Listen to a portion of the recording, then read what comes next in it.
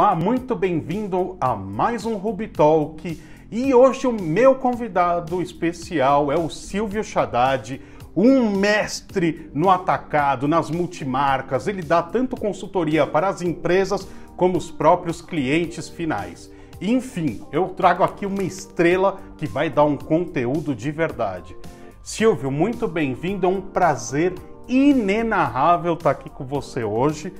Silvio, antes da gente começar aqui, eu quero saber assim, eu pergunto para todo mundo, quem é o Silvio Haddad? Bom, gente, em primeiro lugar eu queria agradecer o convite e dizer que é um prazer estar aqui com vocês e compartilhar um pouco daquilo que eu penso a respeito do mercado e principalmente focar nas soluções e não nos problemas. Acho que o mais importante nesse momento é a gente apontar caminhos e acreditar que em pouco tempo a gente vai conseguir sair de uma situação para uma muito melhor, como a história sempre provou para a gente. Acho que tudo que acontece, a gente tem que ter hoje uma capacidade emocional muito grande para conseguir transformar esses problemas em solução. O Silvio é uma pessoa que eu não gosto muito de falar na terceira pessoa porque eu acho meio pedante, mas assim, eu trabalho há 43 anos na cadeia têxtil, onde eu atendo clientes desde confecções, lojistas de varejo, entidades, feiras, rodadas de negócio, importadoras.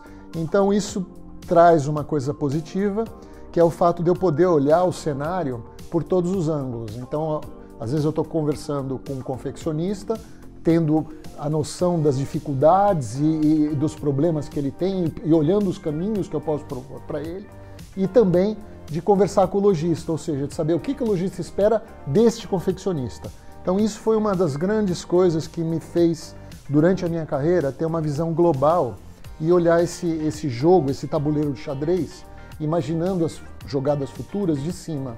E eu acho isso, para toda essa nova geração que está vindo, uma característica extremamente importante. Ter sempre uma capacidade estratégica de imaginar o jogo a curto, a médio e a longo prazo. E aí você vai se posicionando. Por outro lado, eu enxergo que todo momento, nesses anos todos que eu vivi, existiram vários momentos difíceis, a gente passou por uma série de planos econômicos, uma série de mudanças, governos onde o dólar estava controlado, onde o dólar está supervalorizado, e sempre nesses momentos teve gente que conseguiu ganhar o jogo, ou seja, conseguiu transformar esse problema numa oportunidade. E eu acho que a gente não está passando um momento diferente, a gente está acontecendo, só que a gente precisa entender o cenário e, entendendo esse cenário, se preparar para saber aonde a gente quer chegar em primeiro lugar. Eu sempre faço 3 perguntas. Onde as empresas querem chegar? Que estrutura hoje elas têm para chegar? O que recursos elas vão ter que alocar? E em quanto tempo elas querem chegar nesse objetivo? Então, quando a gente responde essas perguntinhas, fica mais fácil da gente entender e ter uma atividade um pouco mais propositiva, tá? E assertiva. Hoje a gente tem que aprender no mundo, e eu não estou dizendo isso só em confecção ou só em têxtil, a fazer mais com menos. A gente não pode ficar reclamando que não tem recurso, a gente realmente não tem recurso. Então, a tal da criatividade, da economia criativa, nunca teve tão presente. A gente vai ter que aprender a fazer mais, buscar coisas diferentes, sabendo que a gente vai ser mais cobrado, vai ter, de certa maneira, até alguns dissabores, algumas coisas que não tão agradáveis, mas que é hoje a regra do jogo. Silvio, esse assunto é um pouco polêmico. Você acredita que existe ainda espaço para o mercado das multimarcas? Olha, eu não só acredito, como... Isso foi uma discussão que há muitos anos atrás, com o surgimento das monomarcas, com as franquias, com a ampliação dos shoppings no Brasil, teve algumas pessoas que falaram que isso ia morrer. Só que assim, os números comprovam exatamente o contrário. No último levantamento antes da pandemia, o Brasil tinha 156 mil multimarcas de varejo de moda e calçados. Se a gente, durante esse ano, vamos imaginar negativamente que a gente perca aí 10, 15 mil pontos, a gente ainda vai ter aí um universo de 130 a 140 mil pontos. E o nosso segmento tem uma característica diferente dos outros. O varejo de moda, toda vez que a economia recupera um pouquinho, o varejo de moda recupera mais. Ele é mais rápido e o resultado aparece mais rápido. E hoje o que está acontecendo também? Um outro fenômeno. Muitas meninas que trabalhavam em loja e sempre gostaram de moda, elas estão lançando as suas lojas virtuais. Então elas estão vendendo roupa por aplicativos e a grande quantidade de meninas hoje que já tem CNPJ e que estão vendendo por aplicativos sem ter espaço físico, está gerando uma oportunidade para as empresas gigantesca de vender. Então eu não só acredito que a gente vai manter um número razoável a curto prazo, essa reposição de lojas, e que a gente vai crescer muito nestas meninas que têm perfil e gostam de moda e vão trabalhar com isso. Que faz uma boa curadoria, não é? Elas não precisam ser fabricantes para vender. Existia um pouco disso, né? Só a fábrica podia apostar sobre aquele determinado produto. Aquilo nada mais é do que uma curadoria de peças que você selecionou para o teu público. Eu acho que as palavras-chave hoje são exatamente isso. Acho que hoje eu brinco sempre que a gente virou Netflix. Hoje a gente tem que ter conteúdo. Em primeiro lugar, você tem que ter uma história para contar. Se você não tiver uma história, o que justifica o teu produto, o que justifica a escolha do seu produto, você está fora do jogo. Se você não tiver conteúdo, você não é ninguém. E depois, a palavra é essa, curadoria, onde num universo enorme de oportunidades e opções, você filtrar aquilo que realmente tem a ver com a tua personalidade e com a tua experiência de vida, com aquilo que você quer para você, independente de outra coisa. A moda nunca foi tão... o senso de urgência nunca foi tão forte como é hoje. E a moda perdeu espaço para o estilo pessoal, para o estilo e para o comportamento de consumo. Hoje a gente não fala mais em moda, a gente fala de comportamento de consumo. Você é a mesma pessoa, só que você escolhe um tipo de roupa para vir trabalhar, mas de repente se você for numa balada no fim de semana, é um outro tipo de roupa. Ou seja, o que mudou? Não mudou você, não mudou o seu estilo, mudou o seu comportamento. E muitas marcas não sabem fazer essa distinção. Então acho que dentro da coleção misturam tudo, acaba virando uma salada de frutas enorme a coleção, você não enxerga, entendeu? Quando na realidade o processo hoje, antes da informação de tendência, seja o que for, tem que ter uma definição de comportamento do mês. Na verdade era até a próxima pergunta e você já foi respondendo. O que você falou foi uma dica muito importante. A compra, o planejamento, porque assim, merece um capítulo à parte como uma loja deve comprar a coleção dela, isso aí a gente estenderia, Sim. Teria que entender o perfil e tudo mais, mas você tem uma dica preciosa. Praticamente, assim, poucas palavras, como que faz uma compra para o seu negócio, para a tua loja? Bom, antes da gente fazer a compra, a gente tem que entender o seguinte, duas coisas. Primeiro, o conceito de estoque. Muita gente fala, eu estou com estoque alto, estoque. Conceito de estoque, uma definição que eu fiz já há alguns anos, é o seguinte, não é o que você tem na prateleira. Estoque é o que você precisa para realizar uma venda. A partir do momento que você entende isso, você começa a olhar de uma outra forma. Então não adianta eu ter lá 1.000, 2.000 peças dentro de uma loja e essas peças não servirem para aquele momento. Isso não é estoque, isso é saldo. Então, a primeira coisa é você entender isso, e você olhar e ver dentro do teu orçamento, lógico, como é que você faz o orçamento? Levanta o custo fixo da loja, vê quanto você precisa faturar para entre a diferença entre o custo fixo, o faturamento, gerar o lucro para você, tudo. Chegou no número, em primeiro lugar, fatia por comportamento de consumo, mensal. O que é isso? É você olhar os 12 meses do ano e imaginar a sua cliente, o que ela procura cada mês. Não adianta você oferecer para ela banana num mês que ela quer comprar e quer comer abacaxi.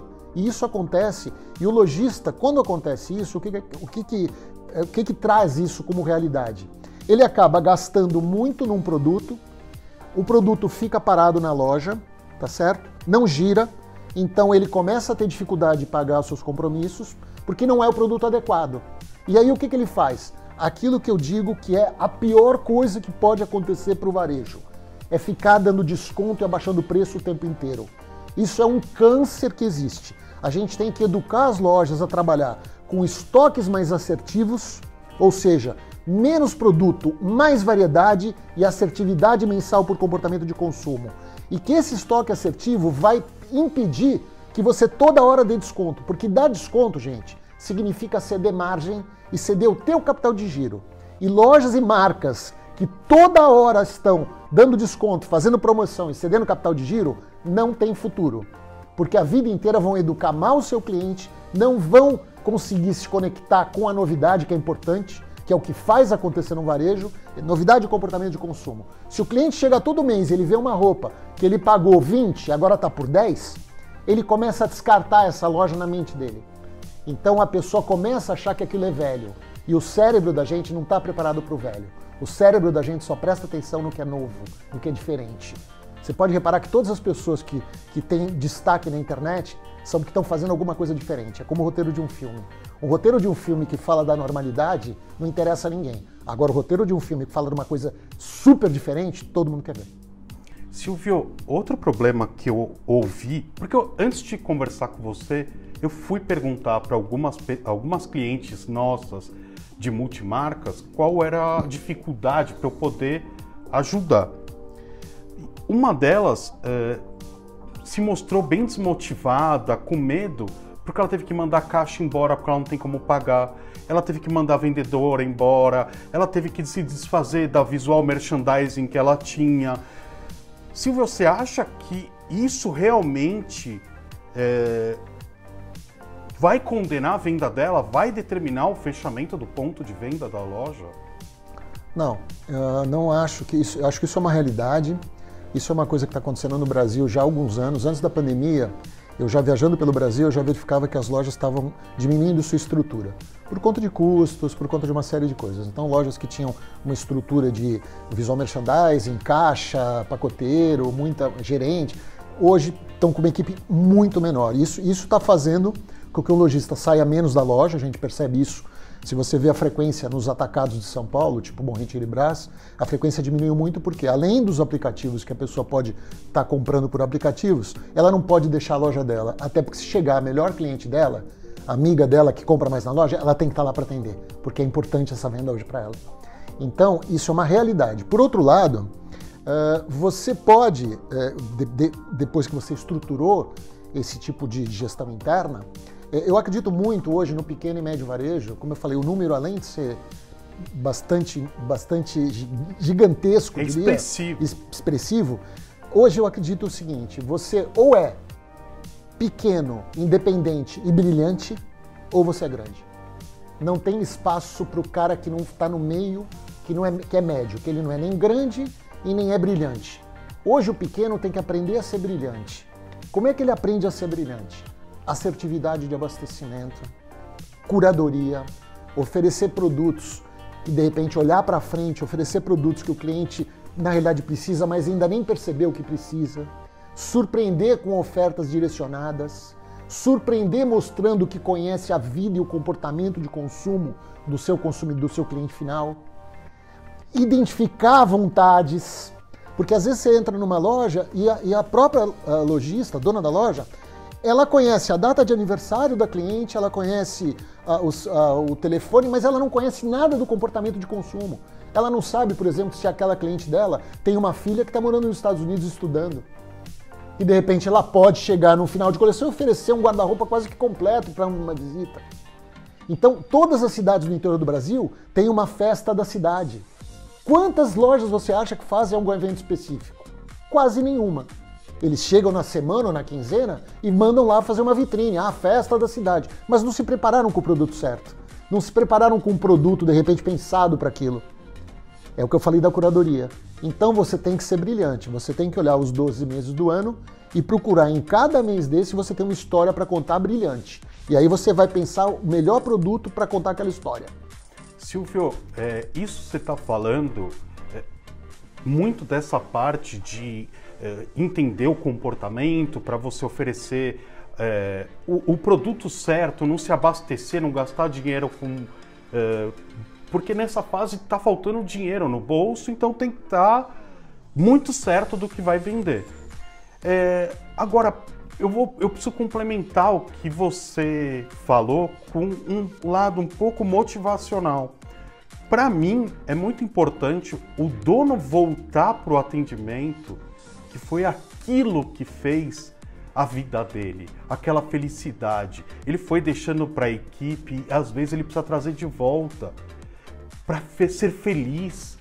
para vibrar, para ter uma vida com propósito, porque foi isso que foi o começo. Muitas eram sacoleiras, muitas eram... E aí foi aumentando loja e ficaram longe do balcão, que é a melhor parte. É como se... Não, isso aqui é a minha vendedora. É como se não quisesse vergonha, falta de...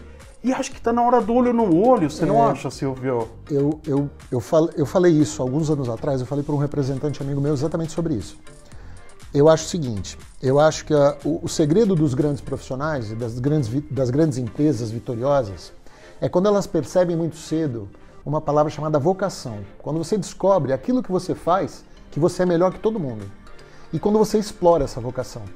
Só que em determinados momentos da vida, por alguns problemas pessoais, por alguns caminhos, por algumas fases, a gente automaticamente acaba abandonando um pouco essa vocação e acaba entrando no automático e se tornando uma pessoa mediana, sem se dar conta.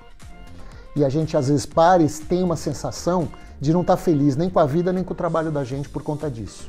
Porque a gente abandonou, nos anos, aquilo que fazia o olho da gente brilhar. Aquilo que fazia a gente acordar de manhã e acordar cantando. Brilhar. Então eu acho que o que tem que fazer hoje, na realidade, é voltar para a essência. Eu falei isso para um representante amigo meu, que de repente tinha um escritório de representação gigante. Então ele não viajava mais, ele não visitava os principais clientes. Eu virei para ele e falei, sabe o que você tem que fazer? Voltar para a estrada. Vai para a estrada, vai visitar teus clientes, vai comer naquele restaurante que você comia quando você era pobre. Vai lá lembrar de como você construiu a tua estrutura. Retoma a tua essência.